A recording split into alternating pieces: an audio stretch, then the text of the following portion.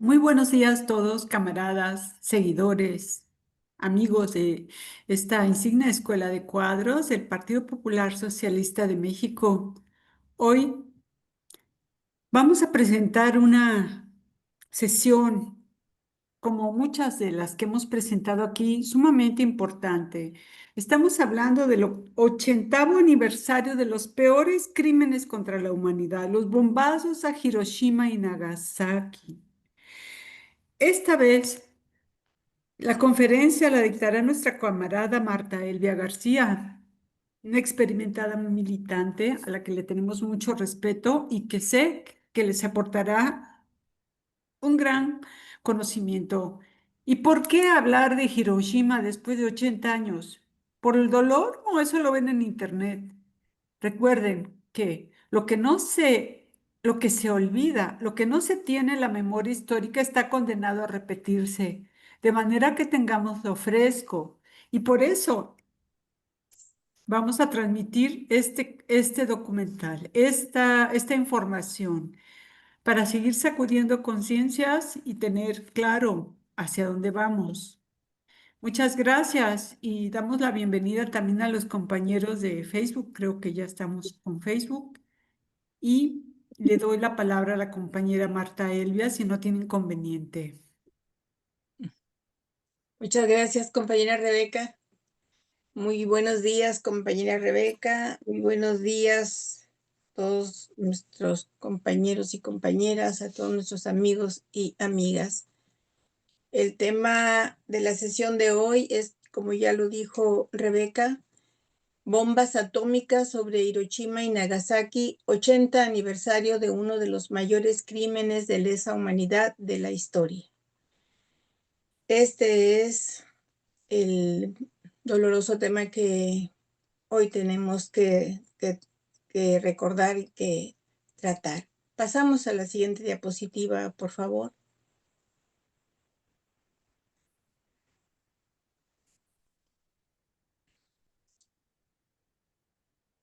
Como decía, pues es de suma tristeza para la humanidad pacifista recordar los acontecimientos del 6 y del 9 de agosto de 1945, fechas en que ocurrieron sendos lanzamientos de la bomba atómica sobre la población civil por primera vez en la historia. Las bombas atómicas de Hiroshima y Nagasaki. Este siniestro ataque, este incalificable atentado que finalmente ha sido contra la humanidad entera, llevado a cabo por el gobierno y el ejército de los Estados Unidos, cambió para siempre el mundo y en particular el mundo bélico.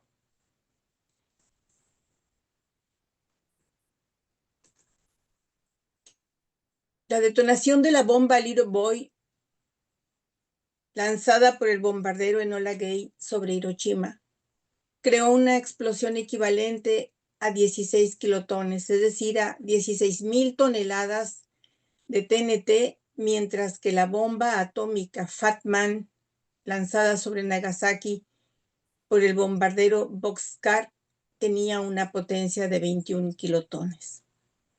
Pasamos a la siguiente diapositiva.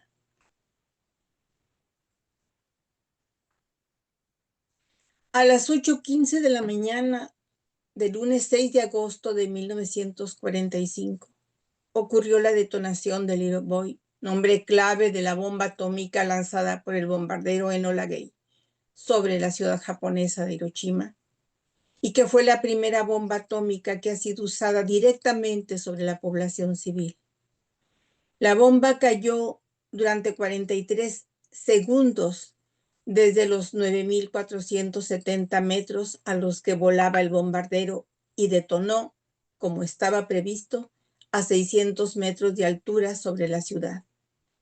El Enola Gay voló 18,5 kilómetros antes de sentir la onda expansiva de la detonación, aunque no sufrió ningún daño. Little Boy detonó con una potencia, como ya dijimos, de 16,000 toneladas de TNT o kilotones de trinitrotolueno, como se sabe esta fórmula, con una intensidad mayor a 1,000 relámpagos. Pesaba 4.4 toneladas, tenía una longitud de 2,5 metros y contenía 64 kilogramos de uranio 235.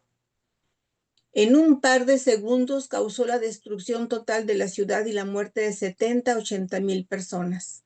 Otras miles murieron después. El avión era un B-29 y lo piloteaba el coronel Paul Tibbets. Lo acompañaba otro coronel experto en bombardeos y dos capitanes más, uno de ellos el copiloto.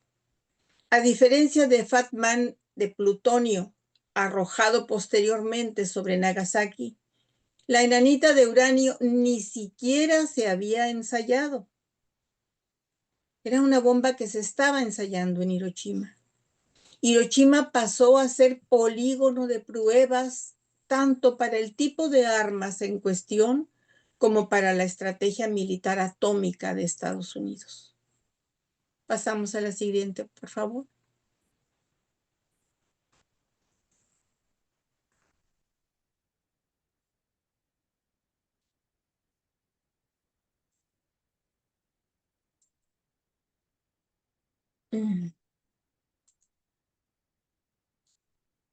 Bueno, como decíamos, 3 días después, el jueves 9 de agosto, 3 días después del 6 de agosto del lanzamiento, de la detonación de la bomba sobre Hiroshima, el jueves 9 de agosto de 1945, la bomba atómica Fat Man fue lanzada sobre la ciudad portuaria de Nagasaki, causando una destrucción masiva en la ciudad. La explosión de esta bomba de plutonio 239 tuvo una potencia de aproximadamente 21 kilotones, lo que resultó en la muerte de alrededor de 70,000 personas en ese momento. Los efectos de la bomba atómica fueron catastróficos. Ambas ciudades fueron arrasadas, causando una enorme cantidad de víctimas mortales en el acto y también víctimas sobrevivientes con profundas e incapacitantes heridas para el resto de su vida, además de las víctimas que murieron después por los efectos de la radiación. Un daño hasta entonces desconocido para la población, porque los efectos secundarios de la radiación han permanecido en esos territorios. Siguiente, por favor.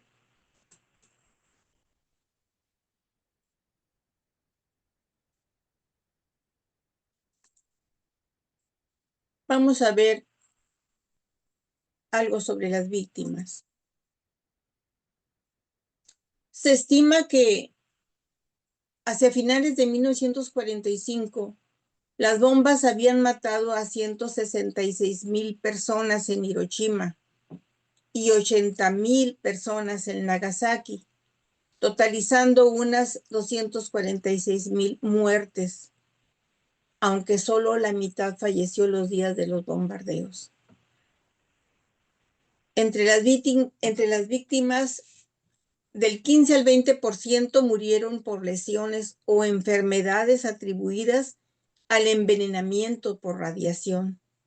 Desde entonces, algunas otras personas han fallecido de leucemia, 231 casos observados, o sea que se les dio seguimiento, y distintos cánceres, 334 observados, atribuidos a la exposición y a la radiación liberada por las bombas. En ambas ciudades, la gran mayoría de las muertes fueron de civiles. Solo 20,000 de las víctimas eran militares. Pasamos a la siguiente diapositiva. Por favor.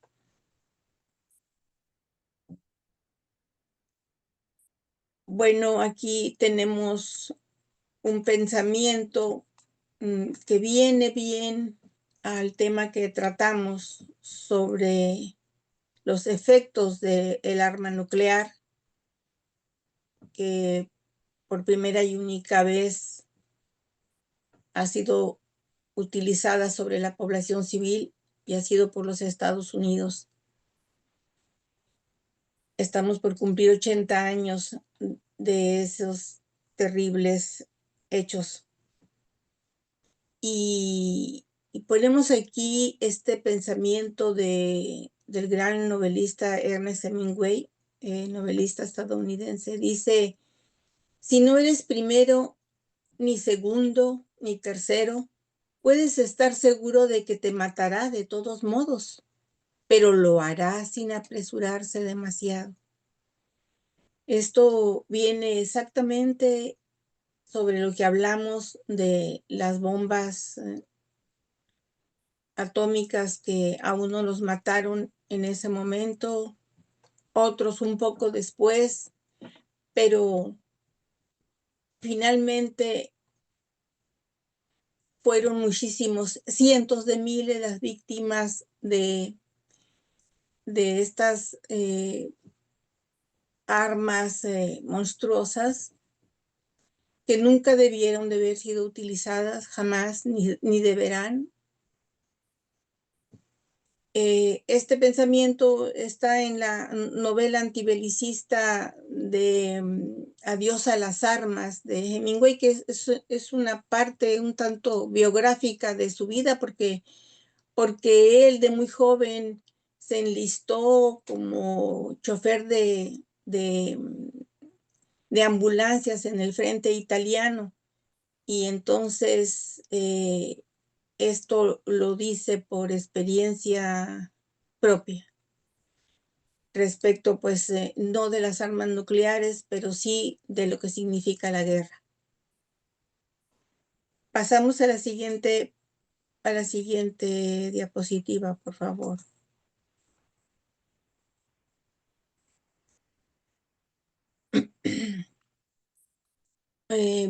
Bueno, 3 semanas antes de la detonación de la, de la bomba de Hiroshima, el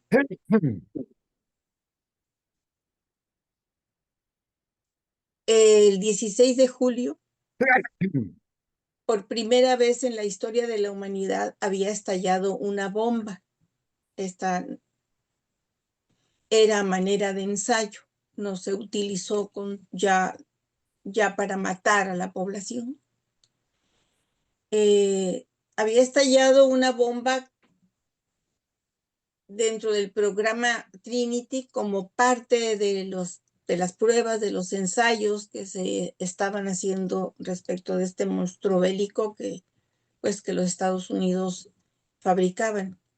Así fue justamente que mientras que los líderes de los países aliados se encontraban reunidos en la conferencia de Potsdam, en Alemania, y que se exigía la rendición incondicional de Japón, por cierto, cuyo emperador Hirohito ya consideraba seriamente la posibilidad de capitulación, el 16 de julio de 1945, cuando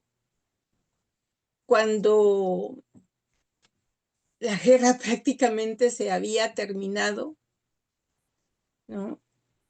Cuando incluso ya se había rendido Alemania desde el 9 de mayo, ratificando su rendición, que ya había muerto Hitler el 30 de abril, el 16 de julio de 1945, a las 5:30 de la mañana, la bomba, ahora sí que la primera bomba atómica se ensayó en Álamo Gordo, Nuevo México, Estados Unidos. Todo esto ocurría a la sombra y bajo el secreto del proyecto Manhattan, que es todo el proyecto teórico, técnico, administrativo, práctico, que le dio vida, que produjo la bomba atómica de los Estados Unidos, por supuesto.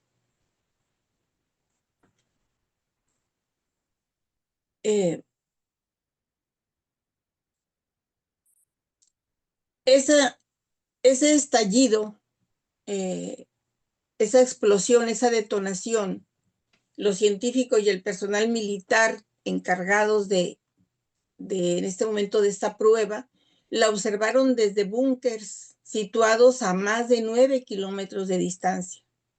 La explosión fue tan fuerte que el cielo se iluminó como si fuera mediodía.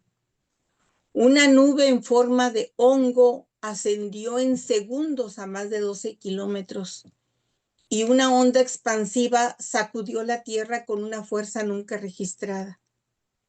La fuerza destructora de esta bomba fue equivalente a 20 toneladas de carga explosiva convencional. La torre de acero de 30 metros, especialmente construida en esta alejada base aérea estadounidense para llevar a cabo este ensayo allá en Alamogordo, se evaporó cuando estalló la carga experimental. En el embudo producido por la explosión, la arena se convirtió en una masa cristalina. Pasamos a la siguiente diapositiva.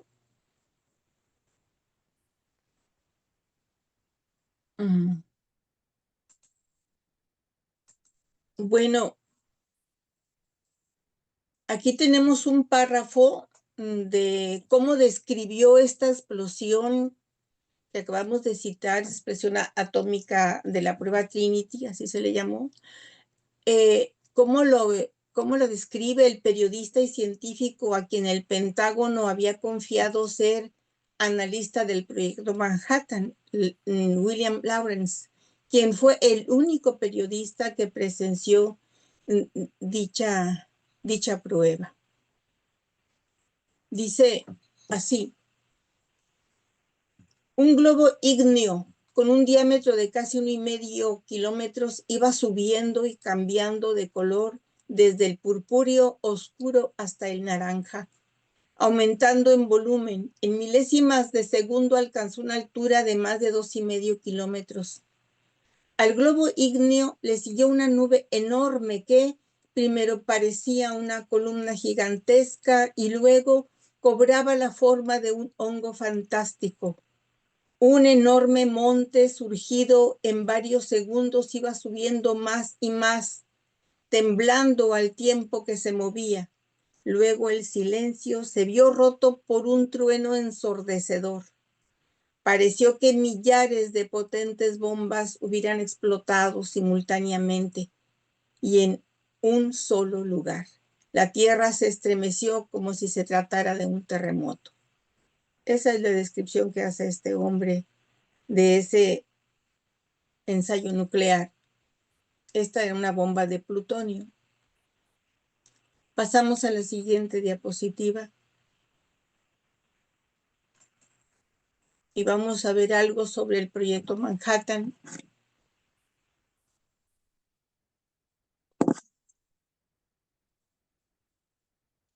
Los científicos habían descubierto la reacción nuclear en cadena a partir de la fisión del átomo. Literalmente había ocurrido en vísperas de la Segunda Guerra Mundial. El hallazgo se hizo simultáneamente en varios países, incluida Alemania. La energía del átomo se iba transformando desde entonces en factor de la política y de la estrategia militar. No se logró evitar que los nazis recibieran el uranio que llegó del Congo a Europa. Al agredir a Bélgica en mayo de 1940, los nazis obtuvieron como trofeo 1,200 toneladas de uranio enriquecido, cantidad que venía a ser la mitad de las reservas mundiales del uranio de entonces. El resto fue llevado a Nueva York en septiembre del mismo año.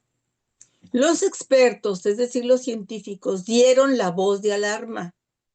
Era difícil imaginar las consecuencias que tendría si un arma tan potente y destructora se encontrara en manos de los agresores nazis.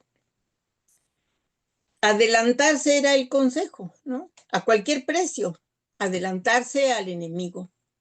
Así lo recomendaron los científicos destacados de Estados Unidos y de Europa, al dirigirse al presidente estadounidense Franklin Delano Roosevelt, con su proposición de utilizar los conocimientos y la experiencia para crear una bomba atómica norteamericana antes que los nazis. El 18 de junio de 1942,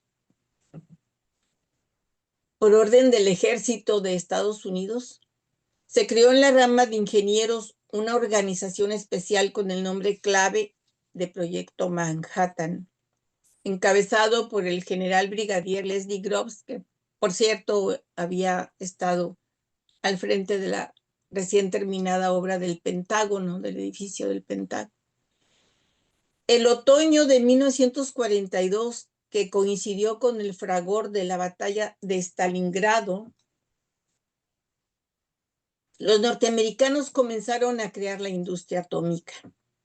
En noviembre se comenzó a construir una fábrica de plutonio en la ciudad de Hanford, estado de Washington, y el 2 de diciembre un grupo de investigadores del Laboratorio Metalúrgico de Chicago, filial del Proyecto Manhattan, encabezado por el científico Enrique Fermi, realizó por primera vez una reacción en cadena controlada y mostró la posibilidad de obtener plutonio utilizando reactores de uranio y grafito.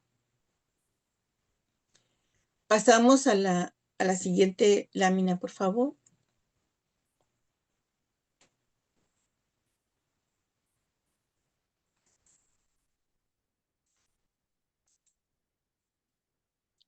Bien. A diferencia de los políticos y los militares, los científicos, como por ejemplo Niels Bohr, Leo Szilard y otros, advirtieron a Roosevelt que no diera al proyecto nuclear una orientación política antisoviética. Se pronunciaban por una colaboración con la URSS, no un enfrentamiento armamentista, ¿no?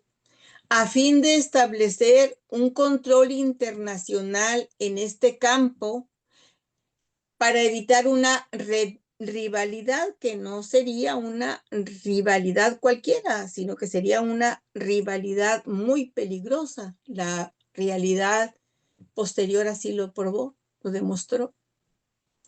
Resultó, sin embargo, que la política nuclear de Estados Unidos la determinaría ni siquiera Franklin Roosevelt, la determinó su sucesor, ya que el presidente Delano Roosevelt falleció en abril de 1945 y fue su sucesor, Harry Truman, el que determinó lo que pasaría o lo referente a la política nuclear de Estados Unidos en sus comienzos. Cabe recordar aquí que el día en que el Reich hitleriano agredió a la URSS, estamos recordando este pasaje para saber algo de los antecedentes del señor Truman. Harry Truman, a la sazón senador, declaraba: si vemos que Alemania va ganando, tendremos que ayudar a Rusia. Pero si la que gana es Rusia, deberemos ayudar a Alemania. Recordemos que Estados Unidos, se supone que Estados Unidos y la Unión Soviética eran aliados contra Alemania. En 1945 iba ganando Rusia. El 16 de abril, las tropas soviéticas empezaron su ofensiva sobre Berlín. El gran final de la guerra se acercaba. Llegaba pues ya a su fin la Segunda Guerra Mundial. El 2 de mayo de 1945, Truman autorizó la institución o la creación de un comité consultivo que examinaría los problemas políticos tomando en consideración el monopolio de Estados Unidos de la bomba atómica. James Byrnes, secretario de Estado y representante personal del presidente ante ese comité, estimaba y persuadía a su jefe, a Truman, de que, abro comillas, La nueva arma nos dará la posibilidad de imponer condiciones a la Unión Soviética después de la guerra.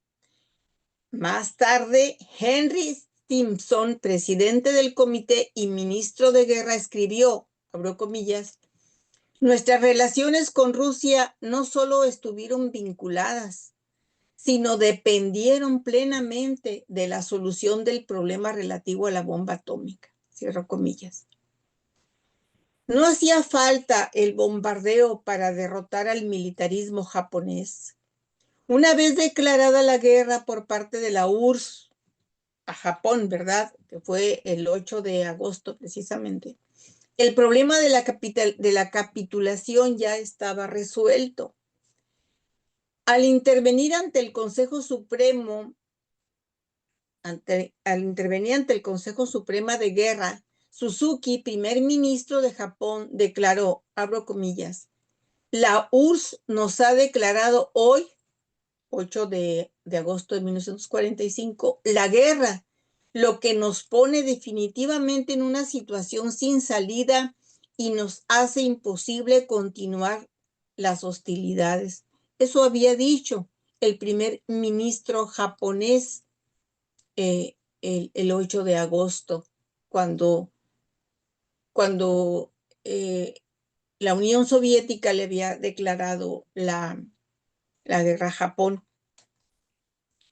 Una vez que había tomado Berlín y que se había rendido a Alemania.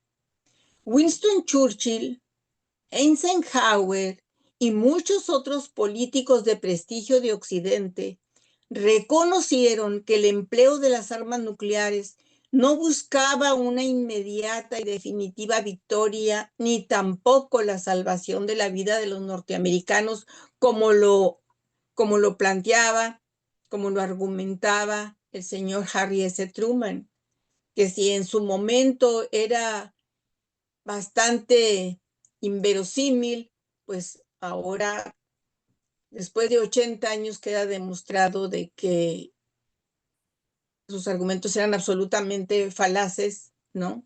Que eran inventos con otros propósitos.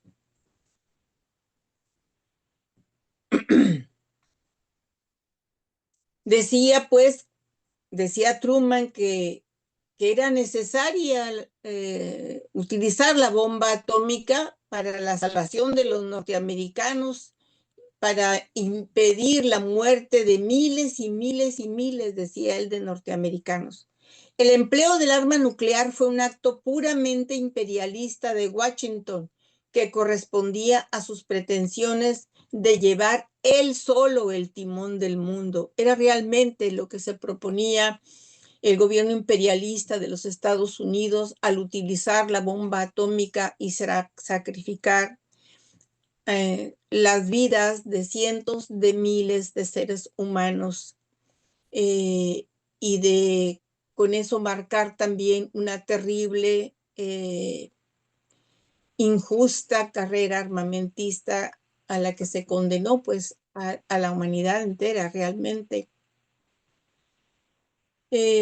Como decía, hasta políticos de la talla de Winston Churchill y del norteamericano Eisenhower no le daban la razón al entonces presidente Harry Truman en su propósito de utilizar la bomba atómica, con el supuesto fin o propósito de solamente así lograr la rendición de Japón.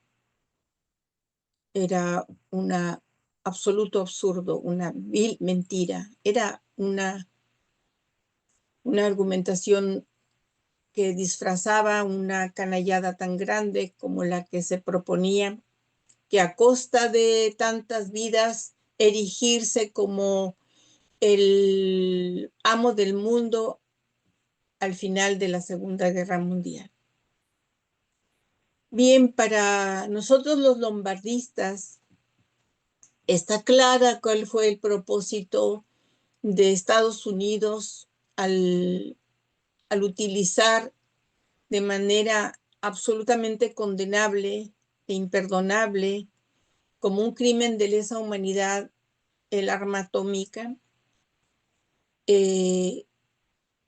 Está claro cuál era su verdadera finalidad y la expresamos aquí porque estos son los puntos de la tesis que sostenemos respecto de las bombas de Hiroshima y Nagasaki detonadas por el gobierno de los Estados Unidos en un proyecto exprofeso que en su momento costó más de 2.000 millones de dólares de aquel entonces, más de 100.000 personas que se ocuparon en esa tarea y pues alrededor de 2 años de trabajos de todo tipo en ese famoso proyecto Manhattan que dio como producto, como resultado, la creación de las primeras bombas atómicas, que desgraciadamente fueron utilizadas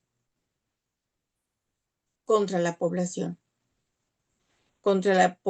indefensa, inofensiva, eh, sin, sin ninguna razón, porque no hay argumento alguno válido de ningún tipo para utilizar las armas atómicas en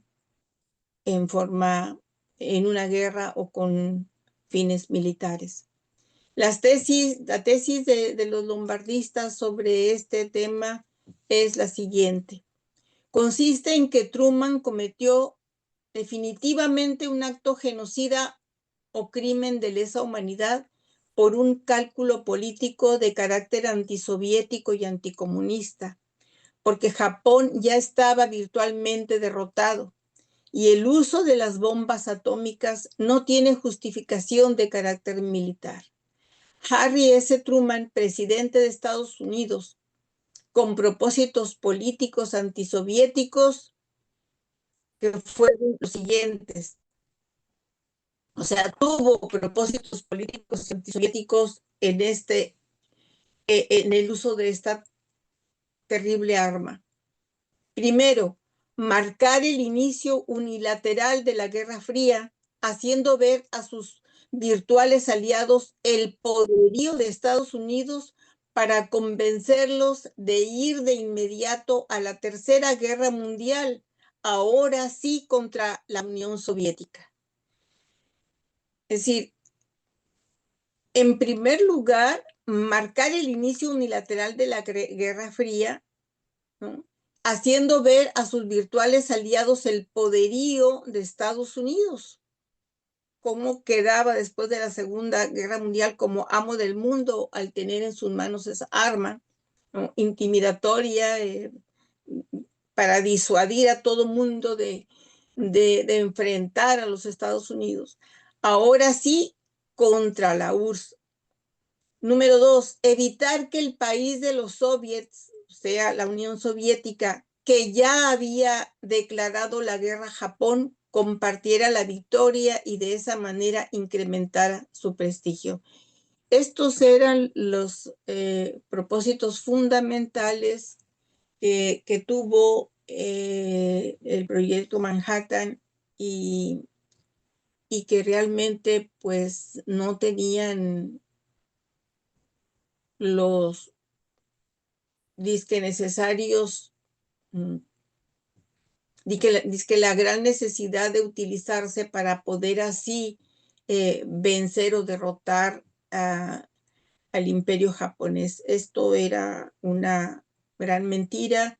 Los fines eran absolutamente distintos, políticos, y estaban enfilados hacia no solo quedar como el país más poderoso de la tierra, sino poder acabar como paso siguiente con, con el país que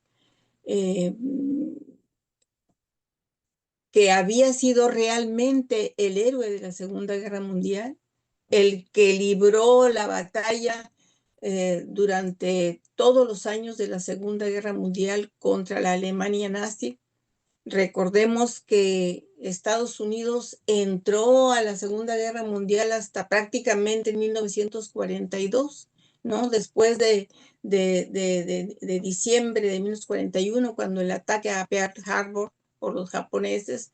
Entonces, su entrada a la guerra fue ya muy tarde. Recordemos también que siempre estuvo haciéndose el zorro para no abrir el frente occidental como se había acordado, y que toda su conducta dejó ver claramente que era un aliado traicionero, ¿no?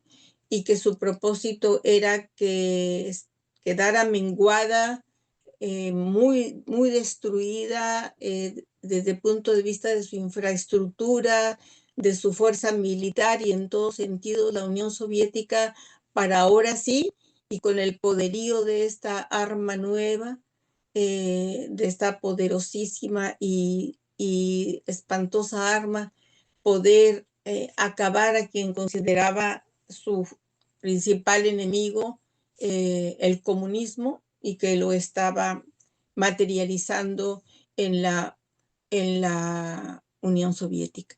Entonces, este es el examen, el análisis fundamental que hacemos sobre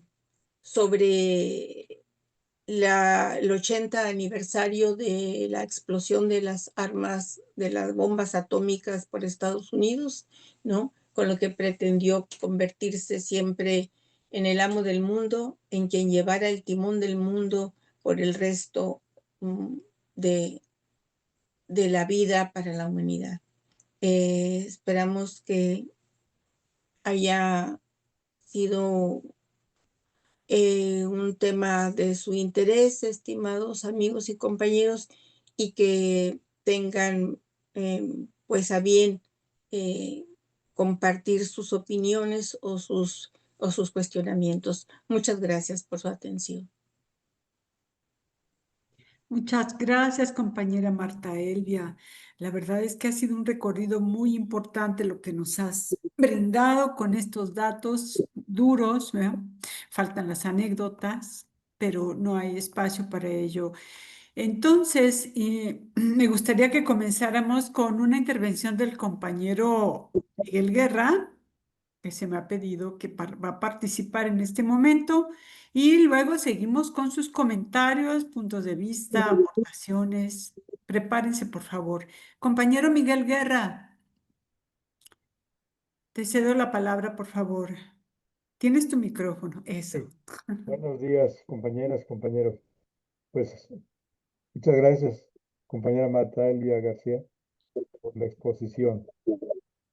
Bueno, pues la bomba atómica causó grandes daños a la humanidad, una masacre, un genocidio criminal, y pues marcó el final de la Segunda Guerra Mundial, marcó mm, un precedente, la, la Segunda Guerra Mundial, sí, un precedente inédito al establecer el poderío del imperialismo, ¿no?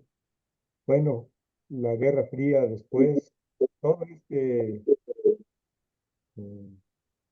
toda esta secuencia de hechos mm, condenables,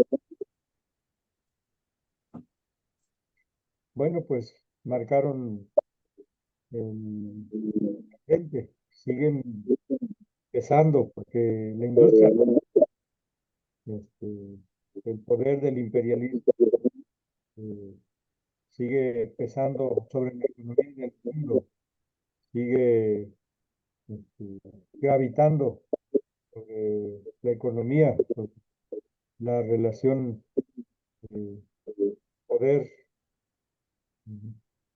Bueno, pues hace ya entonces 78, 79 años de este acontecimiento terrible.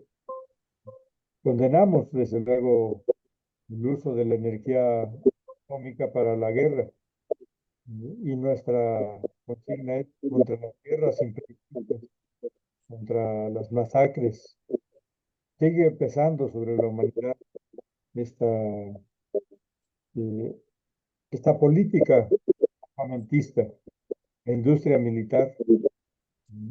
Y pues México tiene el tema de este, mantener una relación estable hasta donde es posible, mientras el vecino peligroso, que es los Estados Unidos de Norteamérica.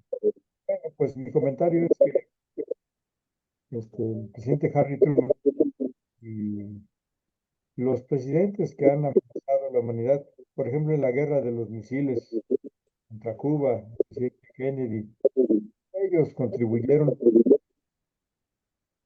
Esta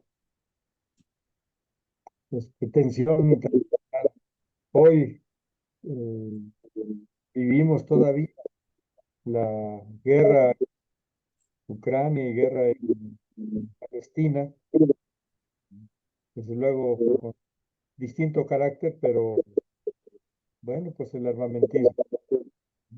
Es mi comentario, compañero. Condenar las guerras imperialistas, los bloqueos. El día de ayer realizamos un evento en Puebla de condena, digo, de celebración, asalto al cuartel de Moncada, que son actos pequeños, pero de signo antiimperialista, esencialmente. En eso estamos convencidos. Y bueno, pues esperando que la paz algún día prevalezca sobre los designios de los guerreros que ponen en peligro la existencia de la humanidad misma. Muchas gracias, compañera Rebe, por el tiempo que me da. Compañera Rebeca. Sí, compañera Marta Alvia, muchas gracias, Miguel. La verdad es que se oyó un poquitito entrecortado, ya no quería interrumpirte, pero espero que la mayoría hayan logrado captar todo, ¿verdad? Bueno, compañeros, los invito a levantar la mano y hacer algún comentario si viene al caso. Compañera Rebeca, Dime, compañera. quisiera añadir 4 diapositivas más que están relacionadas con el tema. Me iré rápido, si me permites, compañera. Desde luego, adelante entonces. Por favor, si está por ahí la filmina, la diapositiva número 2, que se trata de la proliferación de las armas nucleares. Si la, Tratado de no si, proliferación, sí. A ver, ¿quién la eh, tiene? A ver. nos tenemos aquí que el Tratado de la No Proliferación de las Armas Nucleares, TNP por sus siglas, cuenta con 191 estados parte, ¿no? Forman parte de este tratado, 191 estados. Actualmente 9 países afirman poseer armas nucleares o se cree que las poseen. Los primeros en poseerlas fueron los 5 estados originales, ¿no? Poseedores de armas nucleares: Estados Unidos, Rusia, China, Francia y el Reino Unido. Los 5 son signatarios del Tratado de No Proliferación Nuclear. Por otra parte, hay otros estados que no, que dijéramos que se sabe que también tienen tienen armas nucleares. Pasamos a la siguiente, Filmina, por favor, diapositiva. Vamos a ver primero estos 9 países que tienen la bomba atómica, que oficialmente la poseen, dijéramos, ¿no? Estados Unidos es el primer país en desarrollar las armas nucleares, obviamente. Para el año del 2024 poseía aproximadamente 5.244 ojivas. Rusia con alrededor de 5.889 en el año 2023. China con alrededor de 410 ojivas. Francia, un arsenal de 290 ojivas. Reino Unido con 225 ojivas en su arsenal. principalmente desplegados en submarinos. La siguiente diapositiva. Ahora los países que las poseen de manera no oficial, digamos, tenemos a India y Pakistán, y bueno, India, que ya desarrolló un arsenal nuclear y que actualmente posee entre 160 y 170 ojivas. Y Pakistán son países rivales o en conflicto, que se dice que en respuesta, dicen ellos, al programa nuclear de India, Pakistán también desarrolló sus propias armas nucleares y cuenta actualmente con de 170 a 180 ojivas. Israel, el más peligroso de todos, diría yo, aunque Israel nunca ha confirmado públicamente la posesión de armas nucleares, se estima que posee entre 80 y 90 ojivas. El programa nuclear israelí es un secreto a voces en la comunidad internacional. Hipócritamente no reconoce que posee estas armas, y yo digo que es el peor ahí, después de los Estados Unidos o junto con los Estados Unidos, ¿no? Que son un binomio en todas sus acciones bélicas y contra el mundo. Corea del Norte, a pesar de las sanciones internacionales, se estima que tiene entre 40 y 50 ojivas nucleares. Bueno, la última diapositiva es pues para concluir que a 57 años de la firma del Tratado de No Proliferación de Armas Nucleares, ¿no? Que se firmó en 1968, y a 80 años de las explosiones de Hiroshima y Nagasaki, con las que dijéramos, se ensañó la primer arma atómica contra la población civil. Aún hay más de 15,000 armas nucleares en el mundo, por desgracia. Y es una realidad que mantiene en vilo a la parte de la humanidad más consciente de lo que significa este arsenal de muerte, ¿no? Que hay en los países más poderosos de la Tierra. Es todo. Muchas gracias. Ahora sí, compañeros. Gracias a ti, compañera. Muy ilustrativo esta parte del Tratado de No Proliferación de Armas Nucleares. Pareciera una guerra de ojivas, parece una carrera por las ojivas de estas gentes. Y como bien dices, todos sospechamos, porque pues solamente así, de la contubernio, el conivio con los Estados Unidos por parte de la élite israelí, ¿verdad? Que no se queda quieta en busca de mayor poder y expansión, un imperialismo soterrado bastante cínico. Y bueno, al respecto me gustaría hacer un comentario. Hay uno de los copilotos, después de haber arrojado esta Little Boy sobre Hiroshima, comentó: Dios mío, ¿qué hemos hecho? Para entonces la humanidad creo que todavía tenía capacidad de asombro, pero a partir de hacer normal los genocidios, los asesinatos, los crímenes, de haber normalizado en la conciencia de mucha humanidad, eso se ha perdido. Y eso se ha visto en la lentitud con la que se han creado los movimientos contra el genocidio en Palestina, por ejemplo, últimamente, ¿no? La capacidad de asombro se ha ido perdiendo, desgraciadamente, y eso es terrible, compañeros. Por eso me importa que volvamos nosotros a recordar este tipo de acontecimientos. Como marxistas, no podemos permitir que se vuelvan a repetir. Y algo importante que me gustaría sacar adelante también son las tesis lombardistas al respecto de la apreciación de este acontecimiento de los casos respecto a y la voy a tomar, ¿no? Respecto a la realidad y la literatura en general sobre este acontecimiento que comenta que en realidad marcó el fin de la Segunda Guerra.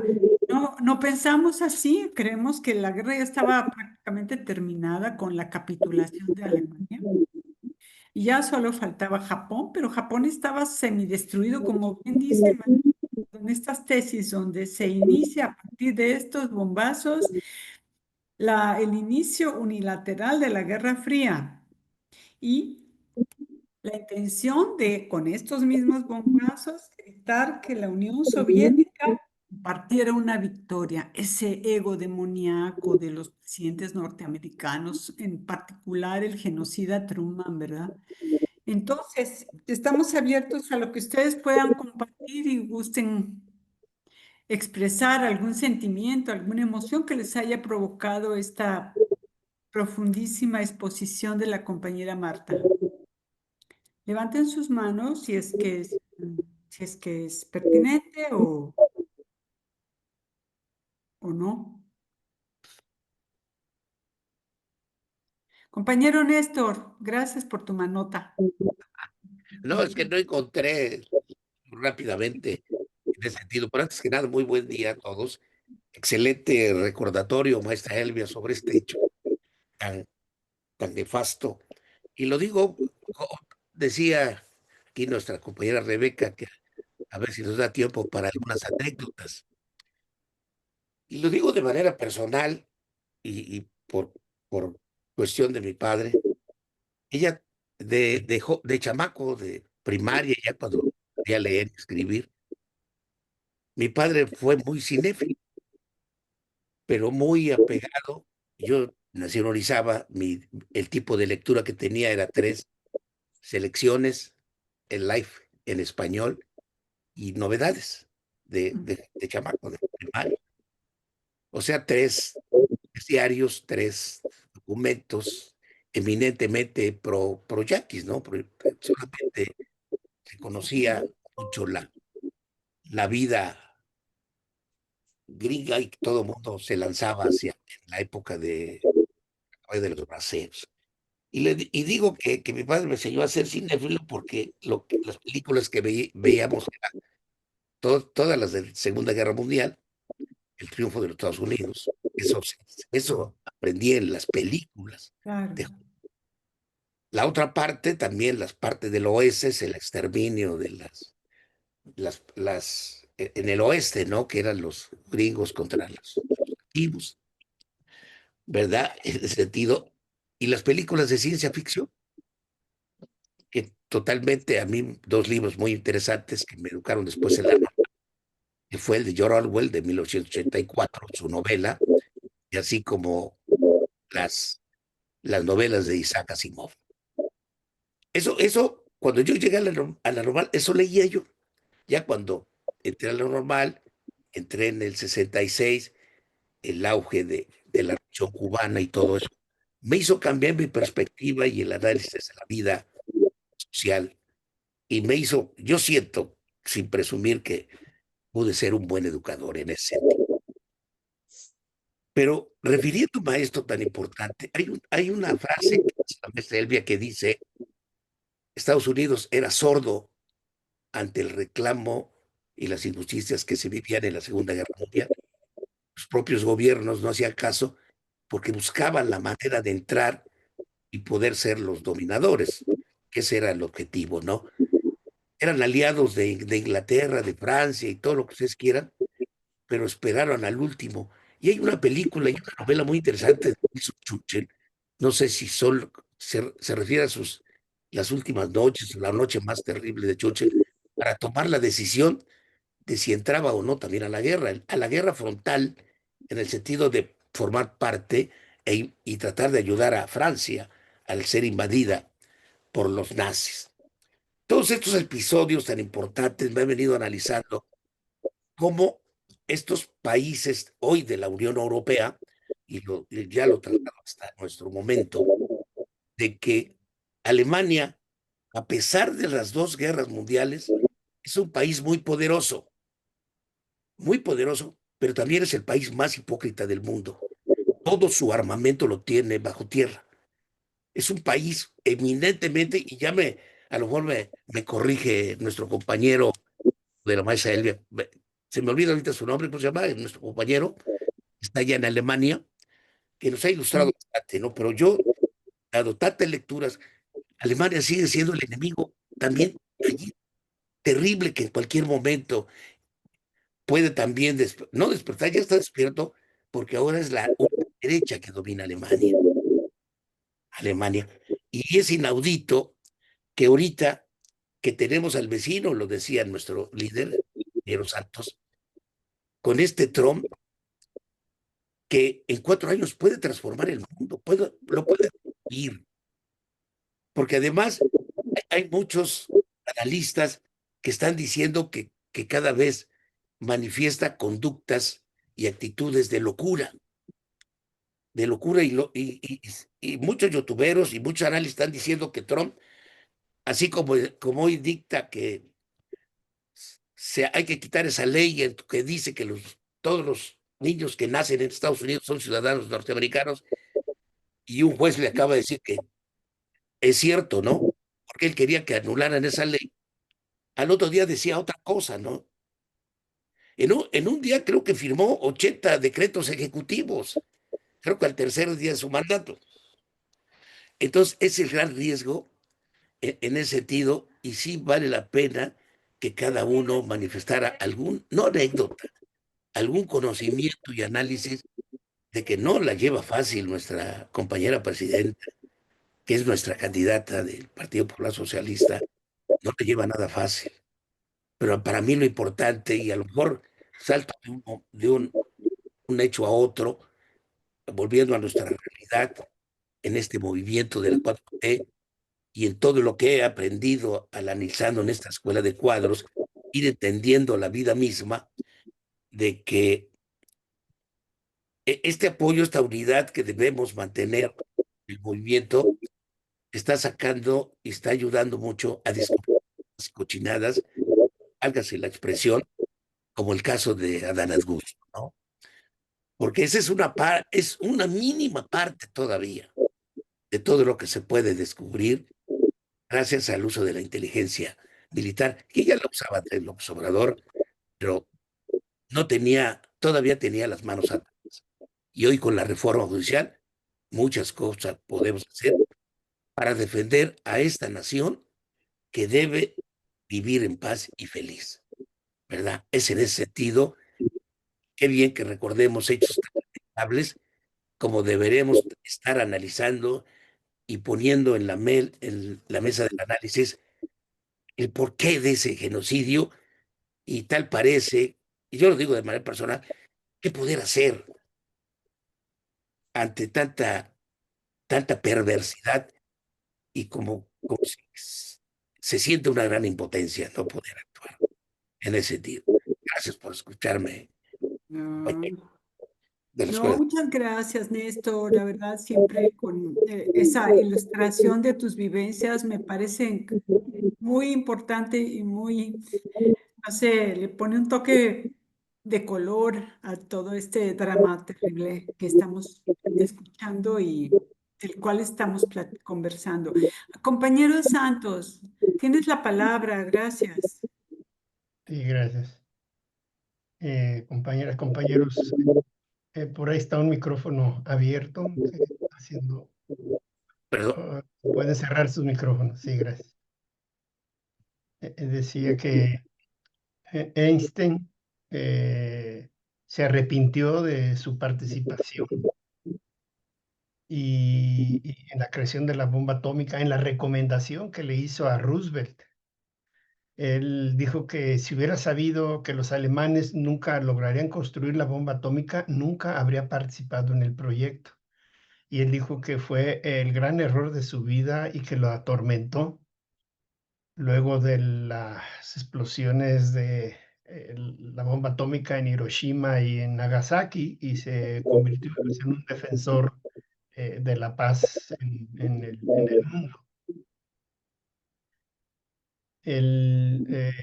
Quiero agregar algo que plantea nuestra compañera Por ahí está abierto un micrófono. Compañeros, ¿pueden cerrar sus micrófonos? Perdón que... Sí, gracias. Decía que relacionado con el tema de las explosiones y de la construcción de la bomba atómica, de sus detonaciones en Hiroshima y en Nagasaki, hay que resaltar el papel de la participación de las empresas privadas en la sostenimiento de lo que fue el proyecto Manhattan. Es decir, el proyecto Manhattan, como ya lo dijo nuestra compañera Marta Elvia, fue financiado fundamentalmente por el gobierno de los Estados Unidos, pero también contó con la participación de empresas privadas. Y esto propició la creación de lo que se llama y se llamó el complejo militar industrial. Ese término lo dio Eisenhower, advirtiendo de los riesgos que ya representaba esa asociación de los grandes capitalistas metidos a la industria de la guerra con el propio gobierno, y que ahora pues son los que se han apropiado y son los dueños del gobierno y son los que quitan y ponen al presidente de la República de Estados Unidos, y por eso vemos tanto a los demócratas y a los republicanos en igualdad de condiciones defendiendo las guerras, ¿no? No hay diferencia entre estos dos partidos porque estos dos partidos forman parte del engranaje político del complejo militar e industrial. Y la participación de esas empresas en la construcción de la bomba atómica en el proyecto Manhattan da inicio a esta asociación perniciosa y peligrosa para la paz, la estabilidad y la seguridad del mundo. ¿Qué empresas participaron? Bueno, pues hay todo un listado. Unas que participaron en el proyecto y otras que contribuyeron a financiar el proyecto.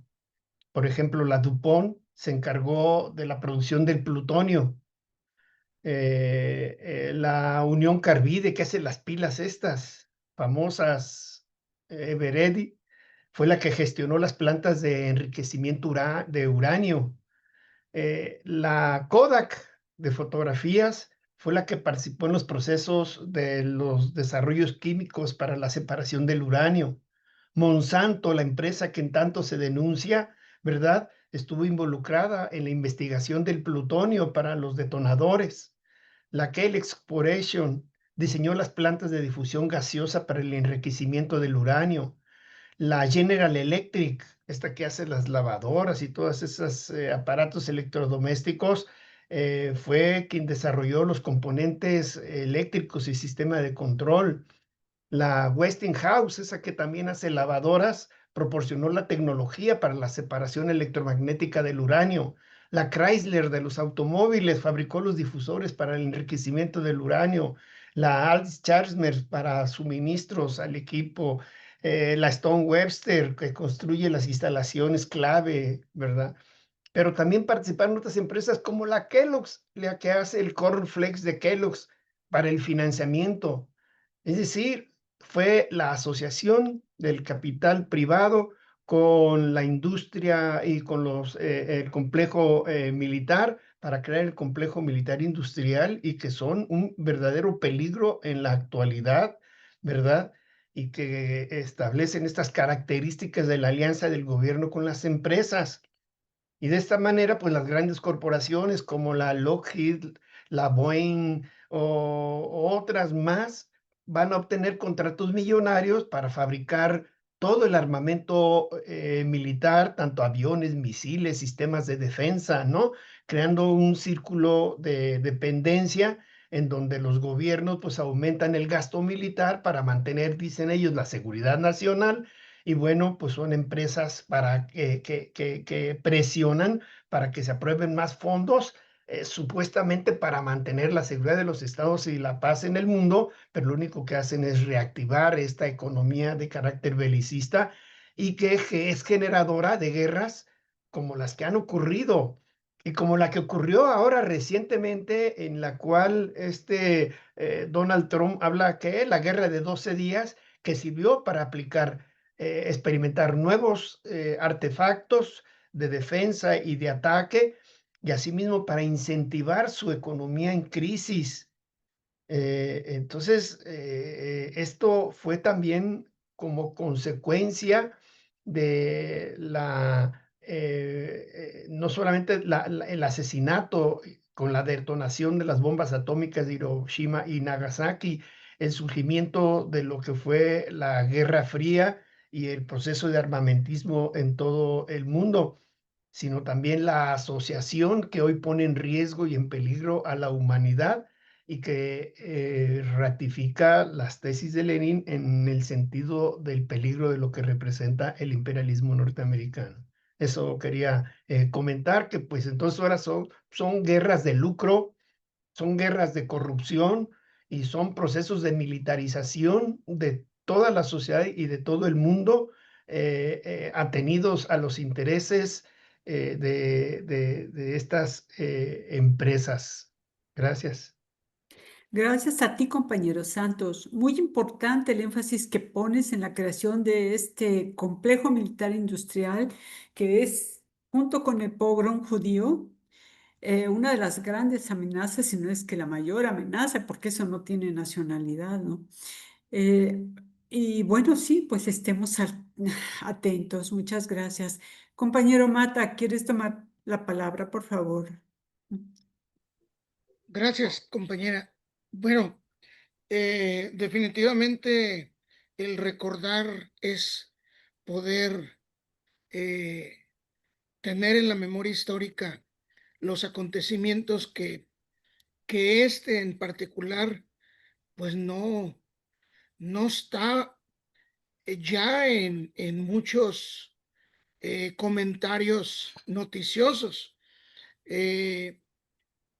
Y esto nos lleva a que una vez más, y que a partir de ahora, pues levantemos la voz como organización en, y regresar a la lucha por un mundo pacifista, porque cada vez se vuelve más, y claro, con justificación, más países que antes no tenían posibilidad de construir sus arsenales nucleares, ahora los están promoviendo, y eso pues está provocando que, que se vuelva normal una guerra nuclear.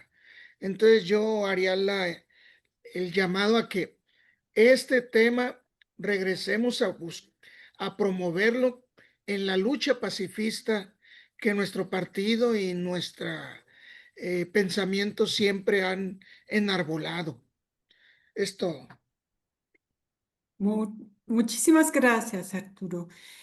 Yo quisiera hacer nada más una corrección. Hace poco mencioné con la conformación del complejo militar industrial, mencionó una palabra que es pogrom, está equivocado.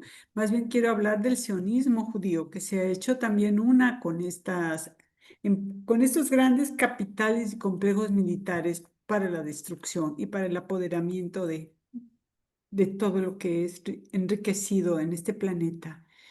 Bien, después de esta corrección, quiero saber si hay alguien más que quiera participar y si no, para darle la palabra al compañero Amezcua.